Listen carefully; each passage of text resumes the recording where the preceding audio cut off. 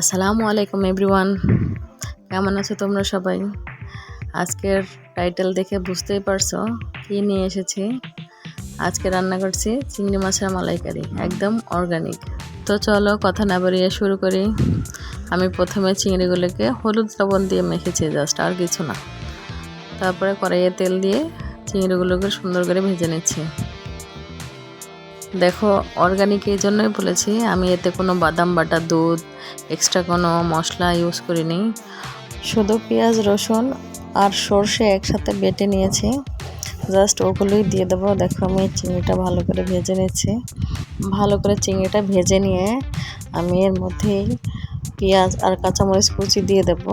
আমি চিংড়িটা তুলে নেব না, এর মধ্যে দিয়েই একসাথেই ভেজে নেব পেঁয়াজ কাঁচামরিচ।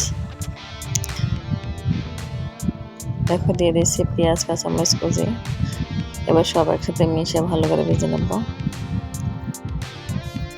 খুব বেশি ভাজতে হবে না, বাস ক্রাঞ্চি ভাবটা চলে গেলেই হবে।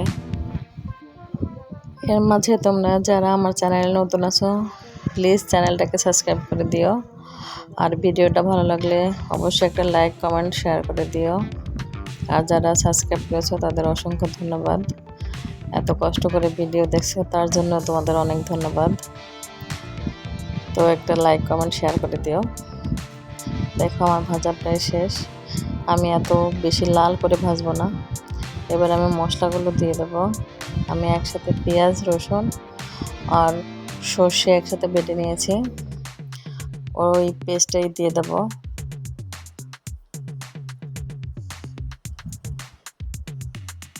এমনিতে সর্ষে বাটা এক্সট্রা আগে দিলে সর্ষে এটা তিতা লাগে, তো এই জন্য পেঁয়াজ রসুন একসাথে করে বাটলে ওটা বেশি ভালো হয়। দেখো, দিয়ে দিচ্ছি হলুদ,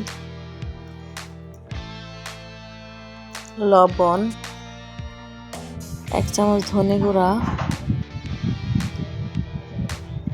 এবার দিয়ে দেবো শুকনো মরিচের গুঁড়া।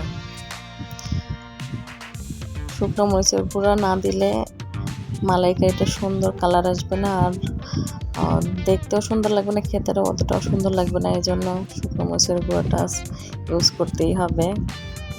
তো আমি অল্প পরিমাণে পানি দেব।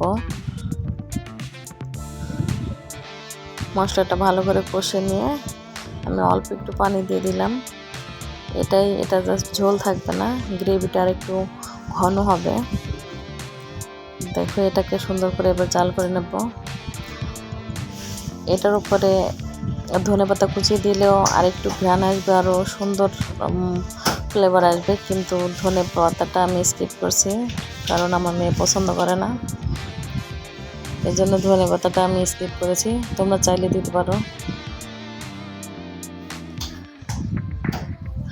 দেখো, এখন শুধু 2 মিনিটের মধ্যে রান্না শেষ। সুন্দর করে জাস্ট জাল হবে, গ্রেভির ঘনত্বটা আর একটু বাড়বে। রান্না শেষ। আমি এর মধ্যে দিয়ে দেব সরিষার তেল, কারণ সরিষা বাটা তো দিয়ে দিয়েছি। সরিষার তেল দিলে হবে কি, এটা আরও একটু ঝাঁঝালো আর সুন্দর দেখতেও লাগবে, মালাইকারিটা খেতে মজা হবে। তাই দিয়ে দিচ্ছি 2-3টা কাঁচামরিচ। আমার রান্না শেষ, আমি চুলা থেকে নামিয়ে নিয়েছি। দেখো, খুব সুন্দর কালার আসছে, দেখতেও যেমন সুন্দর, খেতেও অসাধারণ হয়েছে। দেখো, আমি পরিবেশনের জন্য একটা মাটির প্লেট নিয়ে নিয়েছি। এবার এটাতেই ঢেলে নেব। ওয়াও, সেরকম কালার হয়েছে, আর স্বাদ তো অসাধারণ। তোমরা অবশ্যই ট্রাই করে দেখো, আর কমেন্ট করে জানিও কার রান্না কেমন হলো। তো চলো, এবার পরিবেশনের পালা। ওয়াও, দেখতেও যেমন সুন্দর, খেতেও অসাধারণ। এরকম চিংড়ি মাছের মালাইকারি হলে 1 প্লেট ভাত তো নিমেষেই শেষ। তোমরা অবশ্যই কমেন্ট করে জানাবে কার চিংড়ি মাছের মালাইকারি কেমন হয়েছে।